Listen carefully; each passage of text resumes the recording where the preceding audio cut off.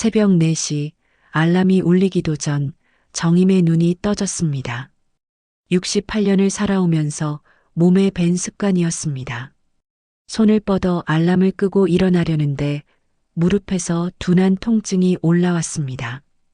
관절이 굳어가는 걸 느낄 때마다 그녀는 이제 정말 늙어가고 있다는 사실을 받아들여야 했습니다. 작은 방 한쪽 벽에는 아들 민수의 대학 졸업사진이 걸려 있었습니다. 검은 학사모를 쓴 아들의 환한 웃음을 볼 때마다 정임은 자신의 선택을 후회하지 않았습니다.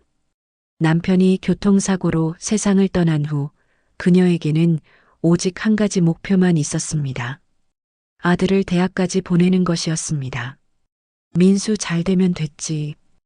허리를 굽히는 동작 하나하나가 조심스러웠습니다. 요즘 들어 허리가 자주 쑤셨습니다. 그래도 참을만 했습니다. 지금까지 견뎌온 세월을 생각하면 이 정도는 아무것도 아니었습니다. 세수를 하고 거울을 봤습니다. 주름진 얼굴과 백발이 된 머리카락이 낯설게 느껴졌습니다. 언제부턴가 거울을 제대로 보지 않게 되었습니다. 거울 속 자신을 마주하는 게 두려웠는지도 몰랐습니다. 새벽 4시 반 정임은 집을 나섰습니다. 급식 조리실 일은 힘들었습니다. 하루 종일 서서 일하고 무거운 냄비를 나르고 설거지를 했습니다. 점심시간이면 학생들의 시끄러운 웃음소리가 식당을 가득 채웠습니다. 정임은 그 소리를 들으며 민수의 어린 시절을 떠올리곤 했습니다. 오후 5시 급식실 일이 끝나면 그녀는 곧바로 반찬 가게로 향했습니다. 저녁 8시까지 3시간 동안 반찬을 포장하고 계산을 하고 가게를 정리했습니다. 집에 돌아오면 밤 9시가 넘었습니다. 발이 퉁퉁 부어 신발을 벗기도 힘들었습니다. 그렇게 20년을 살았습니다. 민수를 위해서 아들이 친구들처럼 학원도 다니고 대학도 가고 취직도 하길 바랐습니다. 그것만이 남편 없이 홀로 키운 아들에게 해줄 수 있는 전부였습니다. 엄마는 괜찮아. 민수만 잘 되면 돼. 정임은 그 말을 주문처럼 외웠습니다. 민수는 좋은 회사에 취직했습니다. 결혼도 했습니다. 정임은 안도했습니다. 이제 자신의 역할은 끝났다고 생각했습니다. 하지만 몸은 그녀의 바람을 따라주지 않았습니다. 관절이 점점 더 굳어갔습니다. 허리는 조금씩 휘어져 곧게 서기가 어려워졌습니다. 무거운 물건을 들 수 없었고 계단을 오르내리는 것도 힘들었습니다. 어느 오후 민수가 며느리와 함께 찾아왔습니다. 정임은 반찬을 준비하며 기뻤습니다. 아들이 찾아오는 날은 언제나 특별했습니다. 하지만 식사를 하면서 민수가 꺼낸 말은 예상과 달랐습니다. 엄마, 병원 한번 가보시는 게 어때요? 괜찮아. 나이 들면 다 이래. 정임은 손을 내저었습니다. 하지만 민수는 고집스럽게 말을 이었습니다. 엄마, 제대로 치료 좀 받으셔야죠. 요양병원에서 잠시만 계시면서 물리치료도 받고 그러세요. 요양병원? 그건 아직. 엄마, 혼자 사시면서 넘어지시기라도 하면 어떡하려고 그러세요? 우리도 걱정돼서 일도 제대로 못하겠어요. 며느리도 거들었습니다. 걱정스러운 표정이었지만 단호함이 섞여 있었습니다. 어머니, 요즘은 요양병원이 좋아요. 운동도 시켜주고 영양식도 나오고요. 잠깐만 계시다 좋아지면 나오시면 되잖아요. 잠시만. 그 말이 정임의 마음을 흔들었습니다. 잠깐만 있다 오는 거라면 아들의 걱정을 덜어줄 수 있다면 할 수 있을 것 같았습니다. 잠깐만 있다 오는 거지? 당연하죠. 몇 달만요. 민수는 대답했습니다. 정임은 믿기로 했습니다. 아들이 자신을 속일 리 없다고 생각했습니다. 일주일 후 정임은 가방 하나를 들고 민수의 차에 올랐습니다. 요양병원은 시내에서 한참 떨어진 곳에 있었습니다. 입구에서 간호사가 맞이했습니다. 어서 오세요. 박정임 어르신이시죠? 전 담당 간호사 정은주예요. 정임은 고개를 끄덕였습니다. 민수는 서류를 작성하고 간호사와 몇 마디 이야기를 나눴습니다. 엄마, 전 회사 일이 있어서 먼저 가볼게요. 주말에 올게요. 그래, 바쁠 텐데 다녀와. 민수는 뒤돌아보지 않고 복도를 걸어 나갔습니다. 은주 간호사가 정임을 3층 병실로 안내했습니다. 4인실이었습니다. 창가 쪽 침대가 정임의 자리였습니다. 어르신, 불편한 거 있으면 언제든 말씀하세요. 고맙습니다.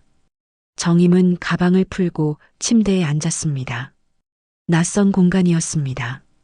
하지만 곧 익숙해지겠지요. 며칠만 있다 가면 되니까요. 일주일이 지났습니다. 아침 6시에 기상종이 울리고 세면을 한 뒤 식당으로 이동했습니다. 아침은 맛은 없었지만 먹을 만했습니다. 오전에는 물리치료실로 갔습니다. 치료사가 정임의 팔과 다리를 천천히 움직여 주었습니다. 관절이 조금씩 풀리는 느낌이었습니다. 나쁘지 않았습니다. 하지만 주말이 되어도 민수는 오지 않았습니다. 토요일 오후 정임은 병실 창가에 앉아 복도를 바라봤습니다. 면회 시간이면 다른 어르신들의 가족들이 찾아왔습니다.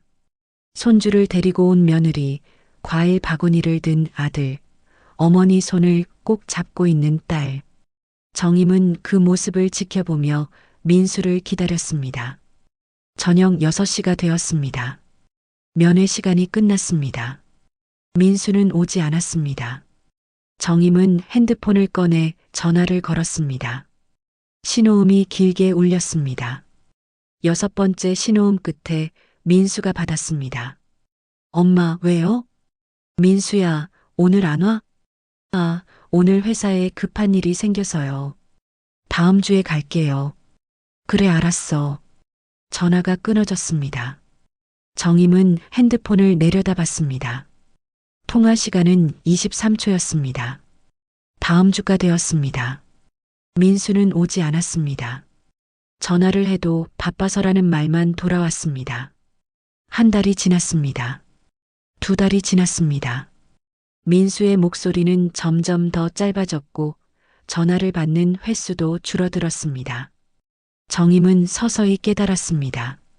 잠시만은 거짓말이었다는 것을요. 어느 날 정임은 복도 끝 공중전화 앞에 섰습니다. 핸드폰으로 전화하면 민수가 잘 받지 않았습니다. 집 전화로 걸어보기로 했습니다. 신호음이 울렸습니다. 3번째 신호음에 며느리가 받았습니다. 여보세요? 나야, 민수 있니? 아, 어머니. 며느리의 목소리가 어색했습니다. 잠시 침묵이 흘렀습니다. 그리고 낮은 목소리로 말했습니다. 민수 아직 안 들어왔어요. 제가 전해드릴까요? 그래, 엄마한테 전화 좀 하라고 해줘. 네, 어머니, 그런데요. 며느리가 말을 이었습니다. 병원은 좀 어떠세요? 불편한 건 없으시고요? 응, 괜찮아. 그런데 언제쯤 나갈 수 있을까? 아, 그건 민수랑 얘기해 보세요. 며느리의 대답은 애매했습니다. 정임은 더 묻지 못했습니다. 가슴이 답답했습니다. 반년이 지났습니다. 창밖으로 봄바람이 불어왔지만 정임의 마음은 겨울이었습니다. 민수는 한 번도 오지 않았습니다. 어느 날 저녁 정임은 병실 문 앞에서 낮은 목소리를 들었습니다. 복도에서 누군가 통화하는 소리였습니다. 민수의 목소리였습니다. 여보, 나 병원 왔어. 잠깐만 있다 갈게. 정임은 가슴이 뛰었습니다. 아들이 왔습니다. 그녀는 침대에서 일어나 문 쪽을 바라봤습니다. 하지만 민수는 병실로 들어오지 않았습니다. 복도에서 누군가와 대화하는 소리만 들렸습니다. 은주 선생님, 수고 많으시죠? 민수의 목소리였습니다. 담당 간호사 은주와 이야기하는 것 같았습니다. 아니에요. 어머니 잘 계세요. 감사합니다. 그런데 선생님, 이거 좀 부탁드릴게요. 서류 같았습니다. 이게 뭔데요? 무기한 요양위임서요. 그냥 형식적인 건데 사인 좀 받아주시면 감사하겠습니다. 정임의 손이 떨렸습니다. 무기한? 무기한이라니요? 무기한이요? 어머니는 언제 퇴원하실 건데요? 은주는 당황했습니다. 아, 그게 저희도 형편이 어려워서요. 어머니 모시기가 쉽지 않아서요. 하지만 어머니가 아시면 선생님, 저도 힘들어요. 집사람도 스트레스 받고 애들도 있고요. 어머니도 이해하실 거예요. 정임은 침대에 주저앉았습니다. 다리에 힘이 풀렸습니다. 머릿속이 하얘졌습니다. 그날 밤 은주가 병실로 들어왔습니다. 손에 서류 한 장을 들고 있었습니다. 어르신, 은주는 침대 옆에 앉았습니다. 한참 동안 말을 잇지 못했습니다. 뭔지 알아요. 정임이 먼저 말했습니다. 들었어요. 다 들었어요. 죄송해요, 어르신. 제가 어떻게 해드려야 할지. 은주의 눈가가 붉어졌습니다. 정임은 고개를 저었습니다. 괜찮아요. 당신 잘못이 아니에요. 하지만 이건 아니잖아요. 아드님이 어떻게... 은주는 서류를 내려다봤습니다. 무기한 요양위임서라는 제목이 보였습니다. 이거 사인 안 받을게요. 제가 거부하면 돼요. 고마워요. 하지만 소용없어요. 정임의 목소리는 담담했습니다. 민수 마음은 이미 정해진 거예요. 날 여기 둘 거예요. 그래도 괜찮아요. 내가 선택한 인생이니까요. 정임은 눈을 감았습니다. 눈물이 흘러내렸습니다. 참으려 했지만 참을 수 없었습니다. 평생을 아들을 위해 살았습니다. 자신의 모든 것을 바쳤습니다. 민수만 잘 되면 된다고 믿었습니다. 하지만 그녀를 버렸습니다. 돌봄이라는 이름으로 포장해서 효심이라는 가면을 쓰고서 그녀를 이곳에 가뒀습니다. 정임은 깨달았습니다. 자신은 더 이상 어머니가 아니었습니다. 그저 정리해야 할 짐이었습니다. 치워야 할 과거였습니다. 은주는 정임의 손을 꼭 잡았습니다. 따뜻했습니다. 오랜만에 느끼는 온기였습니다. 어르신, 제가 뭐라도 할 수 있는 게 있을까요? 정임은 고개를 들어 은주를 바라봤습니다. 젊은 간호사의 눈에 진심이 담겨 있었습니다. 고마워요. 하지만 괜찮아요. 정말 괜찮으세요? 아니요. 정임은 솔직하게 대답했습니다. 괜찮지 않아요. 하나도 괜찮지 않아요. 그날 밤 정임은 잠들지 못했습니다. 천장을 바라보며 생각했습니다. 이대로 여기서 늙어갈 건가요? 아무도 찾지 않는 방에서 아무 의미도 없이 그저 시간만 흘려보내며 죽어갈 건가요? 아니요. 그녀는 고개를 저었습니다. 이대로는 안 됩니다. 며칠이 지났습니다. 정임은 은주에게 조심스럽게 물었습니다. 선생님, 여기서 나갈 수는 없나요? 어르신, 보호자 동의 없이는 어려워요. 민수 동의 없이는요? 네, 죄송해요.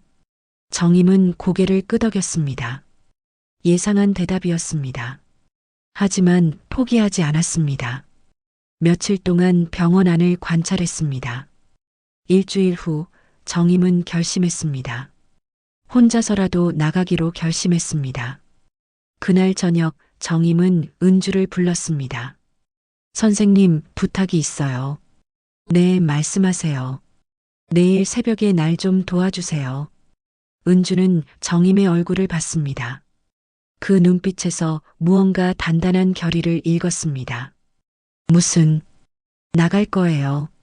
여기서, 어르신, 그건, 알아요. 위험한 거 알아요. 하지만 이대로는 못 있어요. 정임의 목소리는 떨렸지만 분명했습니다. 평생 남 위에 살았어요. 이제는 나를 위해 살고 싶어요. 늦었지만요. 은주는 한참 동안 말이 없었습니다. 그리고 천천히 고개를 끄덕였습니다. 알겠어요. 도와드릴게요. 고마워요, 정말. 하지만 조심하셔야 해요. 혼자 다니시기 힘드실 텐데. 괜찮아요. 할 수 있어요. 그날 밤 정임은 잠들지 않았습니다. 새벽 4시를 기다렸습니다. 은주가 병실로 들어왔습니다. 손에 작은 가방을 들고 있었습니다. 어르신, 준비되셨어요? 네. 정임은 무릎이 아팠지만 참았습니다. 은주가 건네준 가디건을 걸쳤습니다. 복도에 간호사가 없을 때 나가세요. 제가 신호 드릴게요. 알았어요. 은주는 복도로 나갔습니다. 잠시 후 손짓으로 신호를 보냈습니다. 정임은 슬리퍼를 신고 병실을 나왔습니다. 복도는 고요했습니다. 멀리서 환자들의 숨소리만 들렸습니다. 정임은 벽을 짚으며 천천히 걸었습니다. 비상계단 앞에 도착했습니다. 은주가 문을 열어주었습니다. 조심히 가세요, 어르신. 고마워요, 선생님. 잊지 않을게요. 정임은 계단을 내려가기 시작했습니다. 한 걸음 한 걸음이 조심스러웠습니다. 난간을 꼭 잡고 천천히 내려갔습니다. 무릎이 욱신거렸습니다. 하지만 멈추지 않았습니다. 1층 현관 앞에 섰습니다. 자동문이 닫혀 있었습니다. 정임은 손을 뻗어 센서를 눌렀습니다. 문이 열렸습니다. 차가운 바람이 얼굴을 때렸습니다. 폐가 따갑게 느껴졌습니다. 정임은 한 발을 내디뎠습니다. 병원 밖으로. 오랜만에 느끼는 자유였습니다. 병원에서 멀어질수록 가슴이 두근거렸습니다. 두려움도 있었지만 그보다 더 큰 무언가가 그녀를 채웠습니다. 살아있다는 느낌이었습니다. 버스 정류장까지 걸어갔습니다. 평소 같으면 10분도 안 걸렸을 거리였지만 지금의 정임에게는 멀고 먼 길이었습니다. 정류장 의자에 앉았습니다. 숨을 고르며 하늘을 올려다봤습니다. 별이 보였습니다. 오랜만에 보는 별이었습니다. 첫 차가 올 때까지 기다렸습니다. 버스가 왔습니다. 정임은 버스에 올랐습니다. 기사님이 물었습니다. 어디까지 가세요? 시내요. 종점까지요. 카드 대세요. 정임은 주머니를 뒤졌습니다. 카드가 없었습니다. 병원에 두고 온 것 같았습니다. 죄송한데 현금으로 내도 될까요? 그러세요. 정임은 구겨진 1,000원짜리 지폐 몇 장을 꺼냈습니다. 요금함에 넣고 뒷자리에 앉았습니다. 창밖으로 풍경이 흘러갔습니다. 어둠 속에서 조금씩 밝아오는 세상이었습니다. 가로등, 아파트, 편의점, 학교. 익숙한 풍경들이 낯설게 느껴졌습니다. 1시간쯤 지나 종점에 도착했습니다. 정임은 버스에서 내렸습니다. 시내 중심가였습니다. 사람들이 출근 준비를 하고 있었습니다. 그녀는 길을 걸었습니다. 목적지는 없었습니다. 그저 걷고 싶었습니다. 자유롭게 누구의 허락도 없이 그저 자신의 발로 걷고 싶었습니다. 1시간쯤 걸었을까요? 다리가 후들거렸습니다. 공원 벤치에 앉아 쉬었습니다. 옆에서 할머니 한 분이 산책을 하고 계셨습니다. 안녕하세요. 정임이 인사했습니다. 할머니가 웃으며 고개를 끄덕였습니다. 일찍 나오셨네요. 네, 산책하러요. 날씨 좋죠? 네, 좋아요. 할머니는 다시 걸어갔습니다. 정임은 그 뒷모습을 바라봤습니다. 자유로워 보였습니다. 정임도 그러고 싶었습니다. 누군가의 엄마가 아니라 한 사람으로 살고 싶었습니다. 하지만 현실은 달랐습니다. 갈 곳이 없었습니다. 집은 아마 민수가 어떻게 했을 것입니다. 돈도 거의 없었습니다. 몸도 성치 않았습니다. 두려움이 밀려왔습니다. 이대로 어떻게 살아가나요? 어디서 자고 무엇을 먹고 어떻게 하루를 보내나요? 정임은 고개를 숙였습니다. 손이 떨렸습니다. 그때였습니다. 핸드폰이 울렸습니다. 은주였습니다. 어르신, 괜찮으세요? 네, 괜찮아요. 어디 계세요? 시내 공원이요. 혼자 계시기 힘드실 텐데 제가 아는 곳이 있어요. 복지관인데 거기 가시면 도움 받으실 수 있을 거예요. 복지관이요? 네. 주소 보내드릴게요. 거기 가보세요. 고마워요, 선생님. 전화를 끊고 문자를 확인했습니다. 주소가 와 있었습니다. 그리 멀지 않았습니다. 정임은 일어섰습니다. 다시 걷기 시작했습니다. 다리는 아팠지만 마음은 조금 가벼워졌습니다. 복지관까지 30분쯤 걸었습니다. 2층 건물이 보였습니다. 행복노인복지관이라는 간판이 걸려 있었습니다. 문을 열고 들어갔습니다. 직원 한 분이 반갑게 맞아주었습니다. 어서 오세요. 어떻게 오셨어요? 저 도움이 필요해서요. 정임은 떨리는 목소리로 말했습니다. 그리고 자신의 이야기를 꺼내기 시작했습니다. 많이 힘드셨겠어요. 그 한마디에 정임은 울음을 터뜨렸습니다. 참았던 눈물이 쏟아졌습니다. 괜찮아요, 어르신. 이제 괜찮을 거예요. 직원은 정임의 등을 토닥여 주었습니다. 그날 정임은 복지관에서 하룻밤을 보냈습니다. 낯선 곳이었지만 편안했습니다. 오랜만에 편히 잠들었습니다. 꿈을 꿨습니다. 자신이 젊었을 때의 꿈이었습니다. 아직 남편이 살아있고 민수가 어렸고 미래가 희망으로 가득했던 시절의 꿈이었습니다. 꿈에서 깨어났습니다. 창밖으로 아침 햇살이 들어왔습니다. 정임은 미소 지었습니다. 이제 시작입니다. 늦었지만 이제부터 자신의 인생을 살아갈 겁니다. 일주일이 지났습니다. 정임은 조금씩 안정을 찾아갔습니다. 복지관 직원들은 친절했습니다. 밥을 챙겨주고 이야기를 들어주고 필요한 것들을 도와주었습니다. 하지만 정임의 마음 한구석은 여전히 불안했습니다. 30년을 살았던 그곳이 어떻게 되었는지 확인하고 싶었습니다. 어느 날 오후 정임은 복지관 상담사 선생님께 말했습니다. 선생님, 집에 한번 가보고 싶어요. 혼자 가시기 힘드실 텐데요. 제가 같이 갈까요? 그래 주시면 고맙겠어요. 다음 날 아침 김 선생님과 버스를 탔습니다. 1시간쯤 걸려 정임의 집 앞에 도착했습니다. 멀리서 집이 보였습니다. 낡은 2층 단독주택이었습니다. 하지만 뭔가 달랐습니다. 대문에 종이가 붙어 있었습니다. 가까이 다가갔습니다. 정임의 다리가 멈췄습니다. 부동산 계약서였습니다. 매도 완료. 2025년 3월 15일. 매도인 김민수. 정임은 그 글자를 바라봤습니다. 눈앞이 흐려졌습니다. 어르신. 김 선생님이 정임의 팔을 잡아주었습니다. 정임은 그 자리에 주저앉았습니다. 집을 팔았어요. 민수가 내 집을. 목소리가 떨렸습니다. 아니, 온몸이 떨렸습니다. 30년을 살았던 집이었습니다.